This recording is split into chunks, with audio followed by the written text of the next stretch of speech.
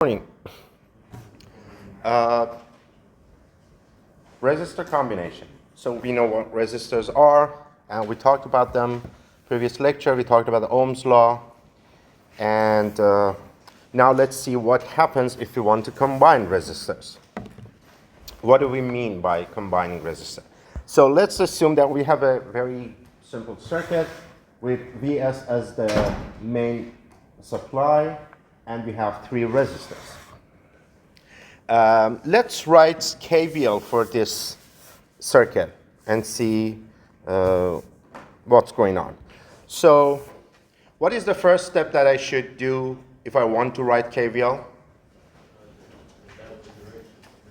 Yeah, so I'm going to assume that this is the direction that I have.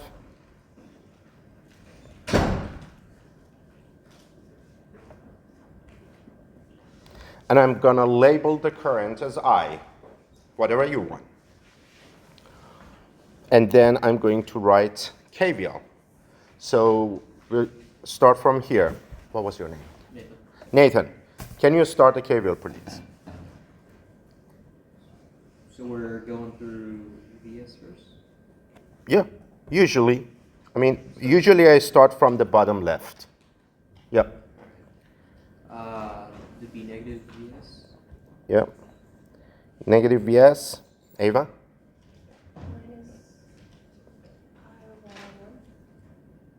Plus. Why plus? Can someone tell me? Because the current is going through a resistor, and resistors are always positive current. Okay, I'm going to edit what you said a little bit. If you are moving in the direction of the current, then you write the voltage across a resistor as IR, positive IR. What do I mean if I'm moving in the direction of the current? Do you remember that web work assignment where the wires were twisted in the middle of the circuit? It was like upside down. So one of the problems that many students had was that when they were writing KVL, okay, they were moving the opposite direction of I. And then many of the terms were written wrong, okay? So always pay attention, okay? Since you are using I, you are using the current to write KVL, okay? Using Ohm's law, pay attention that you are moving in the direction of the current. Am I moving in the direction of the current? I'm moving clockwise. So I write the voltage drop across R1 as IR1. That's it.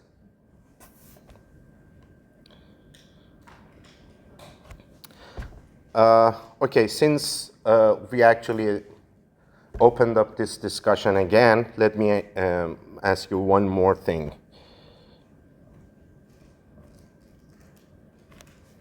So how about now? What should I write instead of IR1? Is IR1 still correct, or I should change it to negative IR1? It is still IR1. I don't care what voltage name or label is attached to the figure. I'm using Ohm's law to write KVL terms. I don't care if that voltage is called negative V1, positive orange, negative apple, whatever that is, okay? I'm using IR1 to write the KVL term. If you wanted to use voltages, the labels, to write KVL, it would have been negative Vs minus V1, right? Because I'm entering from the negative terminal of the voltage. But I don't care what the voltage is because I'm using current and Ohm's law to write KVL terms. Why am I exaggerating this concept? Because many times figures that are given to you, circuits that are given to you in web work or on an exam, they have their own label just to confuse you. Okay? If you are using current to write KVL, don't pay attention to the circuit's own label. Just use the current. Okay, am I making sense to everyone? Okay, don't pay attention to the label that the circuit has on its own. Just focus on what you're doing. I'm focusing on the direction of the current, and I'm moving in the direction of the current. That's why it's just IR1. What is the next one? Yeah, yeah, it's fine. IR2, and then next one, IR3. And finally equal to 0, right? That is my KVL. Let's move things around a little bit. And I'm going to write it like that.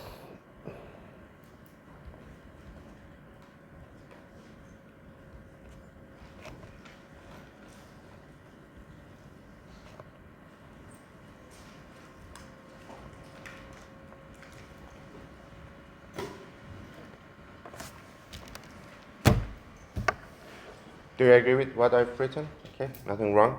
I just took, factor out I, R1 plus R2 plus R3. The next step is just hold it right there. Okay, just take a mental picture of that. And let's go to another circuit. Okay, we will be back to that circuit. Now, let's write KVL for this simplest possible circuit that we can have. Again,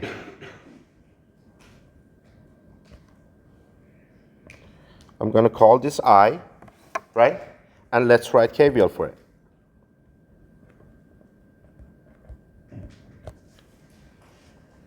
So do you agree that it's negative Vs plus Req, some resistor value, Req times I is equal to 0. And if I move things around, I will get Vs equal to I Req. Do you agree with that? Now compare these two circuits. If I in the second circuit is exactly the I in the first circuit, and Vs in the second circuit is exactly the Vs in the first circuit, what can you say about the relationship between Req and R1, R2, and R3? Req should be equal to R1 plus R2 plus R3. What does that tell you? If you have resistors in series, you can simplify the circuit by just adding them and replacing all of them with one resistor, which is equal to the sum of all the resistors. And what do we call that single resistor? Equivalent resistor. That's where EQ comes from. Okay? Did that make sense to everyone? If you have series resistors, just add them together, replace them with one resistor.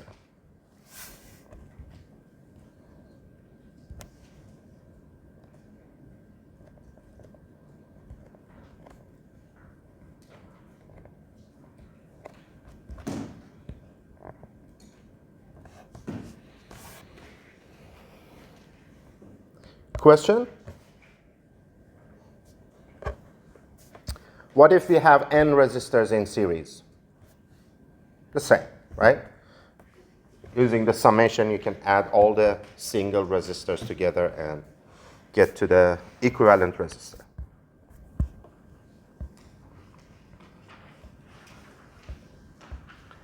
Okay, let's talk about resistors in parallel. So I want to write KVL for this. Do you think this is a good idea to write KVL for this circuit or not? Why not? What's wrong with writing KVL? Is it wrong? Is it a stupid? Why? Okay, why is it not a good idea to write KVL for this circuit?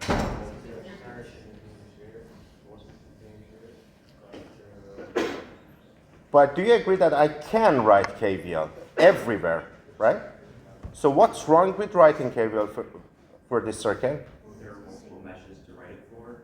So you have to write 3 KVLs, right? But what if you want to write KCL? How many KCLs? Just one. Because you only have 2 nodes, one of which is ground, or can be assigned to ground. So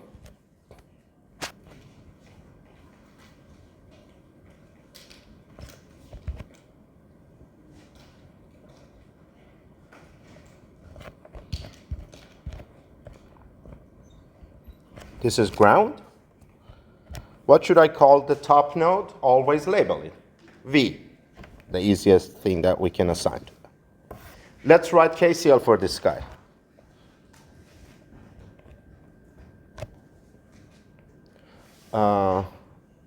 Who's next? Koi? Did I say right? What's your name? Koi, yeah. Can you start the KCL process, please?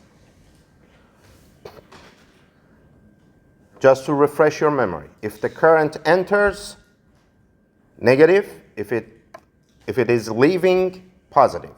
That's our convention. So start from the top, start from the leftmost branch. So that would be negative IS. Perfect. Next one. What's your name? Yeah, red sweater. Yeah. Ian. Ian.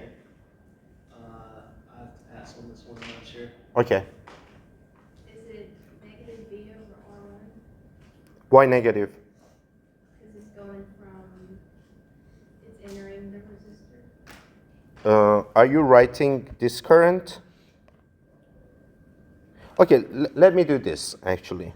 Make it a little easier. I'm not going to do that for the rest of the quarter, just for the first couple of lectures. Let me just label some currents. Am I allowed to assume some current direction in my circuits? Yeah. Okay, so can you tell me what should I write now?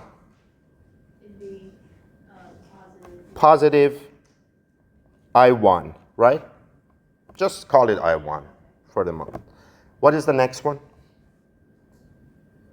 Plus I. Plus I2. And obviously plus I3. Right? I expect you to start bypassing this step, not writing this step anymore, okay? Practice not to write this. Now I'm going to replace I1 and I2 and I3 with expressions from Ohm's law. So negative IS plus, what can I write instead of I1? Do you remember the red box that I insisted so much being one of the important things in this course? What was it? V1 minus V2 divided by R, when the current enters V1 and exits V2. So what should I replace I1 with? V red minus V black divided by R1. Do you agree with that? V minus 0 divided by R1 plus V minus 0 divided by R2 plus V minus 0 divided by R3 equal to 0. Let's move things around. IS is equal to V times 1 over R1 plus 1 over R2 plus 1 over R3. And then I can write V is equal to IS multiplied by 1 over R1 plus 1 over R2 plus 1 over R3 to the power of negative 1, which means it should be reversed, right? 1 over that whole parenthesis. Keep that, and let's move to the next circuit. Can you write whatever equation? I mean, it doesn't matter because it's both single mesh and single node pair. So you can either write KVL or KCL. It doesn't matter. Even an Ohm's law alone would work because this is a very simple circuit, okay? So give me an equation, an expression relating IS, REQ, and V. This is V.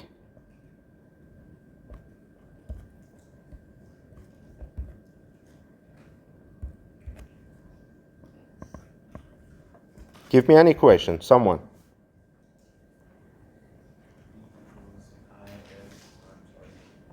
Do you agree with that? V is equal to IS times Req.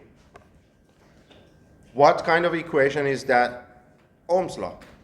See, the current is entering from V and exiting from 0. So V minus 0 divided by Req is equal to I. Okay. Now, compare these two circuits. If V is the same as V and IS is the same as the previous IS, what can you say about Req and that thing's 1 over R1 plus 1 over R2 plus 1 over R3 inverse? They should be equal, right?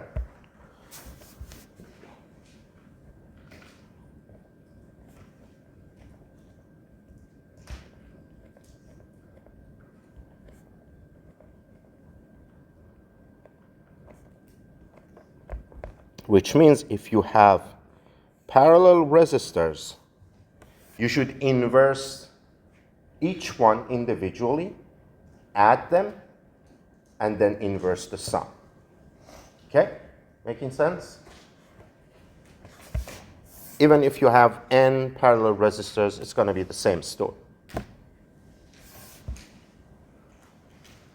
Okay? Now, I want you to memorize this for the special case of two resistors in parallel. Okay?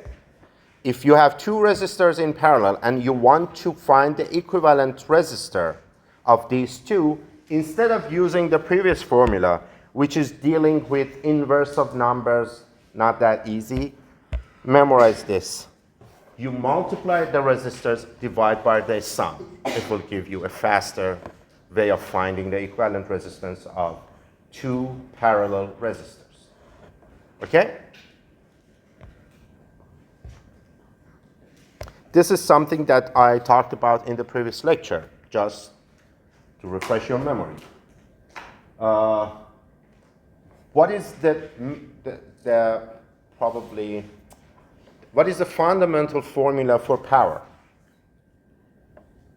P equals VI, IV, right? You have to have current and voltage. Only for resistors, this gets much easier. Why? Because of Ohm's law. And I proved that actually in the previous lecture for you.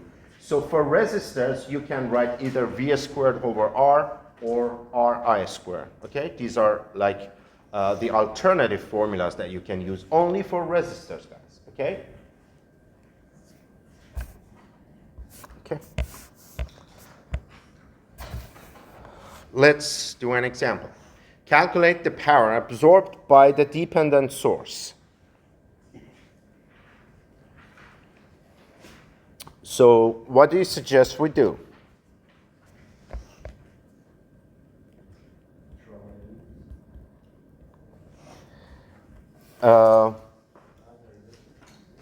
Sorry? Is it obvious to everyone that it's a good idea to first combine the resistor before analyzing the circuit? Why? Because it makes the circuit simpler, right? So how can I do that?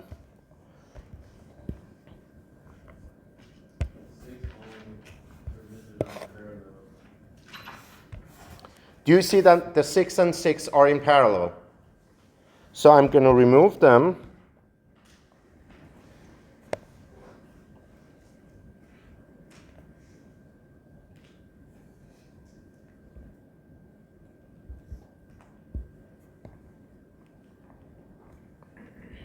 Replace it with what?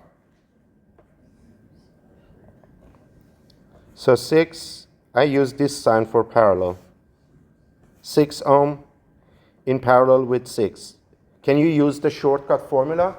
6 times 6 divided by 6 plus 6. 3. This is something that I want you to remember always. If you make resistors parallel, the equivalent resistance is always smaller than all the individual resistors. Am I making sense?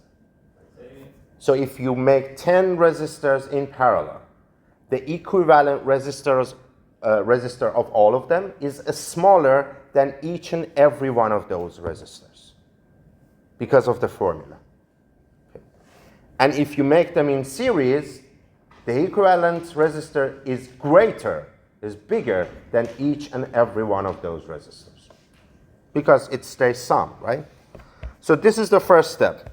What is the next step? 15 is in series with 3.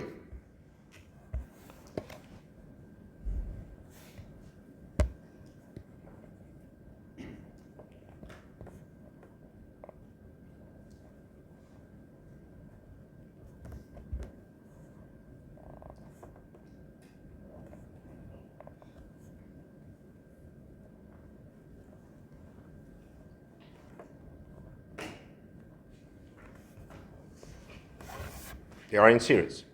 What's the next step? This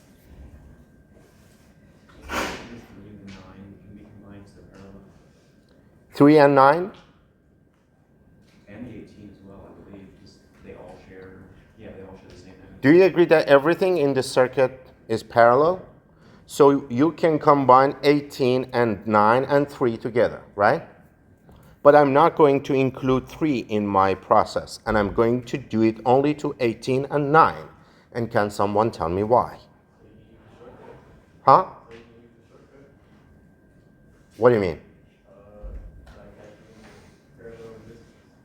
Okay, why not do the 3 as well? What happens if I make 18, 9, and 3? Yeah, you were right. What happens if I make 18, 9, and 3 parallel? I will get one resistor, right? Whatever value it has. What have I done? I've destroyed I3. Do you agree with that? I no longer have access to what the value of I3 is. Is that a problem? Why? You have a dependent source which depends on the value of I3, and you don't know how to evaluate that. That's why whenever you have some variable in a branch or at a node, which some other elements depends on, be careful when you are simplifying. If you destroy that variable, then you will have problem assessing that dependent source. Okay? So this is what I'm going to do. I'm going to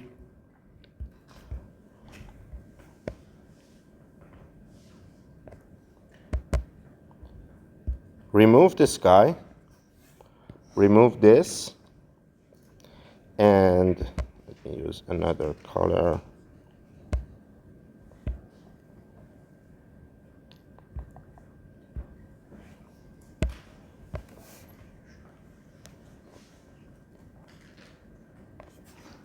So I have 18 ohms in parallel with 9 ohms. What is it, 6? Yep. Okay.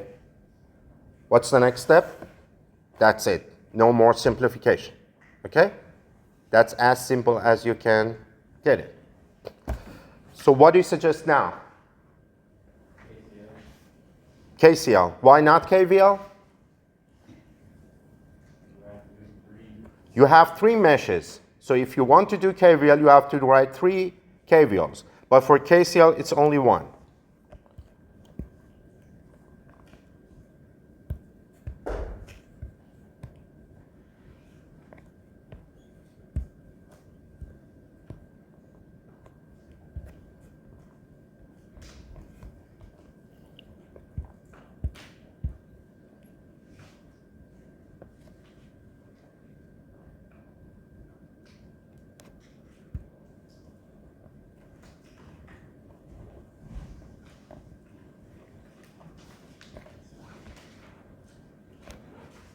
Okay?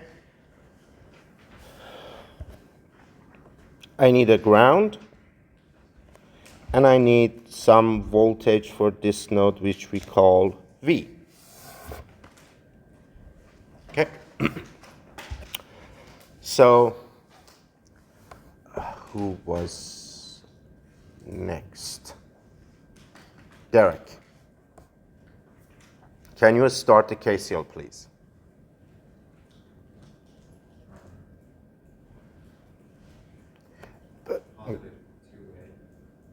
Let me first ask you something. Which node I should write KCL at? The black one or the red one? Do you agree? Should I write KCL at black or red? Why red? Why not black one? Pardon me? Okay, it's ground. Why can't we write KCL at ground? Okay, it is 0. We can't feel like ground, but it would just make everything negative. It's about Okay, let me ask you, let me ask you this question instead. This is a better question. In order to solve this circuit, how many KCLs do I have to write? 1. Okay? If you write KCL at V, do you need to write KCL at the black node as well? No, because that will give you the exact same equation, only multiplied by a negative sign, which doesn't give you any new information, okay? So never write equation at the ground, because that's not gonna give you any new information. If you write KCL at any other nodes other than ground, that would be enough. You always just ignore the ground node for writing KCL. This is something that you can keep in mind. Do we know what's the voltage of the black node? 0. We just assigned it as 0. Do we know what's the voltage at the red node? No. Only write KCL at the nodes which you don't know what the voltage is. Okay? So let's write it at V. KCL at V. Now, Derek, can you... Negative. It's entering the node, the red node, so negative 2 amps, right? Kabari? Plus V minus 0 over 3 ohm. Thank you.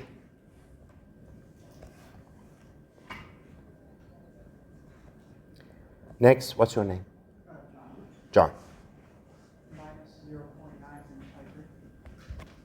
Minus 0.9 I3. And last one? William, plus V over 6 ohms, or V minus 0 over 6 ohms.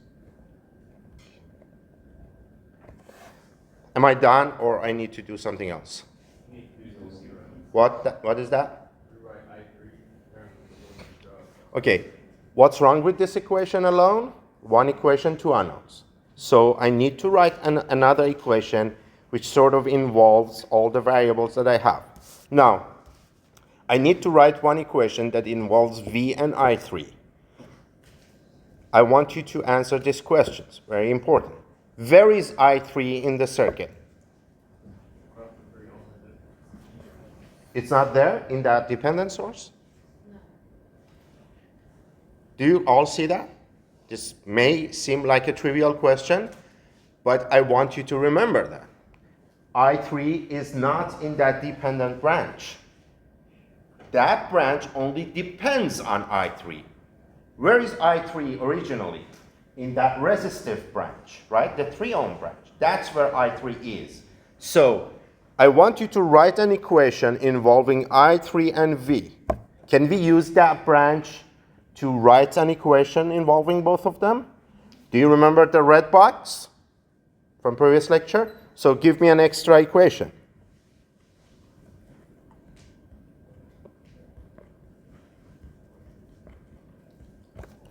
V minus 0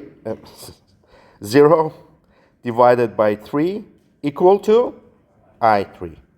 That's 2 equations and 2 unknowns, right? So I can replace,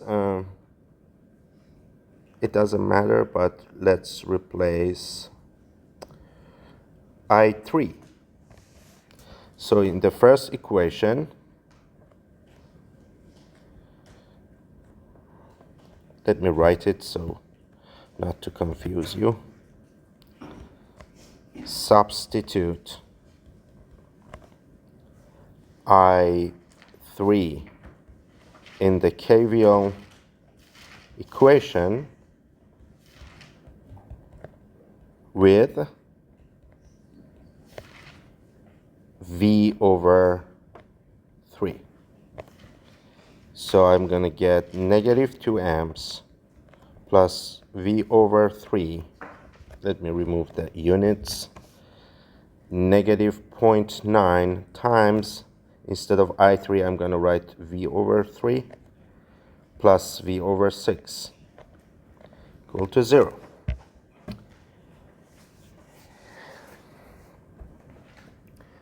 So let's multiply everything by 6. You can just do it in your calculator.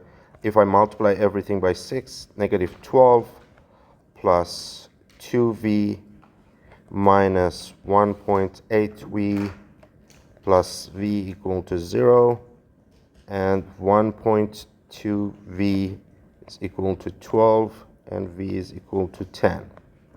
I hope I'm right.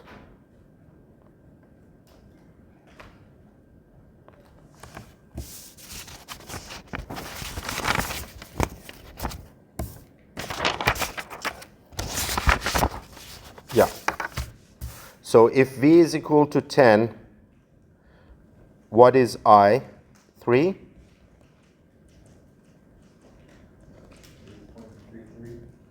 0.33. I'm going to write it in the fraction form because I'm guessing they're going to be multiplied later. Maybe not.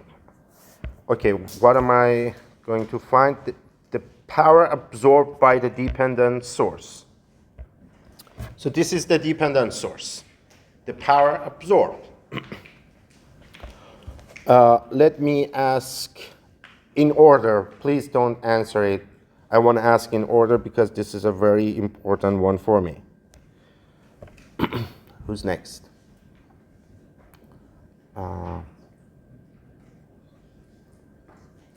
Next to Shreya, what was your name? What was your name? Oh, Cassidy. What is the voltage across the dependent source? Yeah, 10. V, okay? And what is the current passing through the Shreya? What is the current passing through the dependent source? 0.9 I3. Why? Because that's the current source. It forces the current to be equal to 0.9 I3. And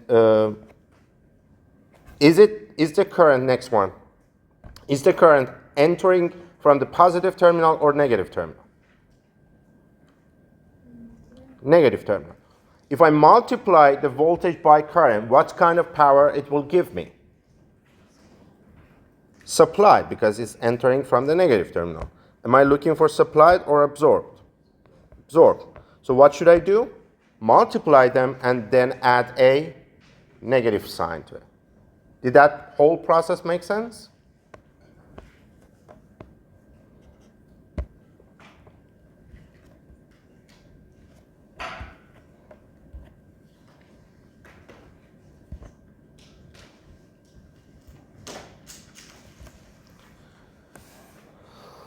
Instead of dependent, let me write it as current control, current source. I'm adding a negative and then V 0.9 I3, which is negative. V is 10 and 0.9 times 10 over 3. 30? Yeah.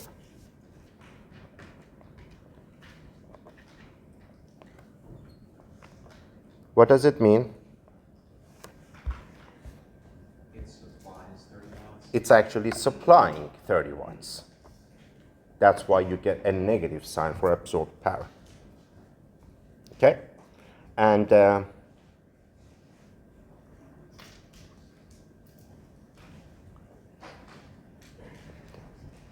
okay. Any question, any problem?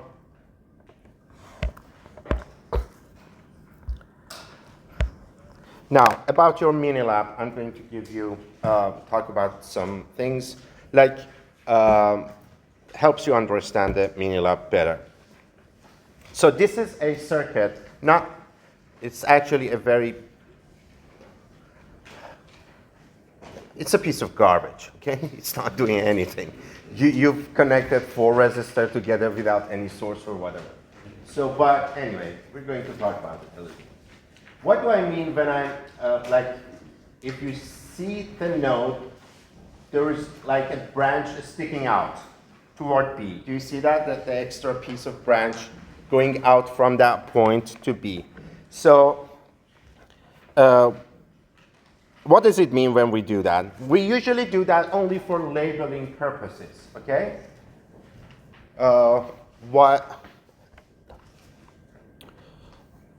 Let me ask you a question. Are the 2 kilo ohm and 1 kilo ohm in series? Are they in series? What was the definition of series? No branches off of the node between. There shouldn't be any branching between them going to another thing, okay? But there is a branch coming out from between them. Does that violate the definition of series or no? Why not? Because there's nothing connected to it. It's not connected to anywhere, right? It's just for illustration purposes, right? It's not connected to anywhere. So they are still in series. Okay. Now, this is something that you have constructed on breadboard.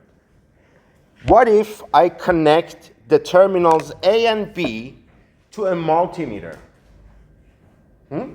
I connect multimeter, it has 2 terminals, 2 points A and B. That is a multimeter. How about now? Is the 20 kilo ohm in series with 1 kilo ohm? Not anymore. Because there is a branch in between them which is going somewhere. So they are not in series anymore. So depending on what is connected to terminals A, B, C, and D, you can change how these resistors are combined. For example, in this circuit, what are 1 kilo ohm, 2 kilo ohm, and 5 kilo ohm? Series. They are in series. Even if I draw this, they are still in series because C and D are not connected to anywhere. So you just add 1 and 2 and 5, right? And the combination of them is in parallel with the 20. Do you all see that? So these 3 are in series, and then the combination is in parallel with 20. So if I connect the multimeter and put it on resistive mode, so it can measure resistance, how much resistance it measures? 20 in parallel with 8, which is whatever, 160 divided by 28. I don't know what that is, okay? Do you get the idea what I'm talking about? So do you expect when I change the multimeter terminals from A and B to B and D, should the measured resistor change? Yes. That's what I mean by that, okay? So you're going to do that. This is how I've written it, which is, I think, is clear enough. Again, if I connect A and D across a multimeter, what's going to happen then? The 2 kilo ohm and 1 kilo ohm are in series still. But are they in series with 5 as well? No, there is a branch coming out between them. So 2 and 1 are in series, 5 and 20 are in series, and the combination of them are in parallel. And then the multimeter measures that, right? One more thing before moving. In some part of this lab today, you are asked to connect 2 terminals with a piece of wire together, okay? Like this. For example, the multimeter is connected between C and D, and A and B are connected by a piece of wire. What should I do in this circuit?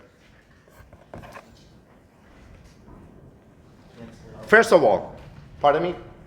I was going to say cancel the 20, but Why? You're right. The path from that resistance is through the wire that bypasses it.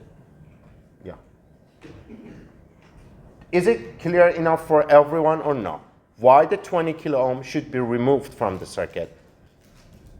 So imagine that current is some guy moving in that direction. Okay? When it reaches the intersection, what is he gonna do? Imagine that he's not dumb or stupid, okay? What is he going to do? Which path is he going to choose? The path with the least resistance. That's why nothing passes through the 20 kilo ohm. In technical terms, we say it is short circuit, or it is bypassed, because nothing goes through that. Okay, so technically this guy is out of the picture. And then what is the equivalent resistance that you measure across the terminals? It's going to be, what are 1 and 5? What, series, do you see that? And then the combination in parallel with 2. Making sense? Did you bring your multimeter? Hopefully, because I told you. And start Minilab 3. If you couldn't do Minilab 1, or if you didn't like the way you did it and you couldn't get the multimeter to work, you can do Minilab 1 as well. I don't care which one you do first. Just remember one thing. For Minilab 1, before turning on the power supply, show the circuit to me so you won't burn the fuse, okay?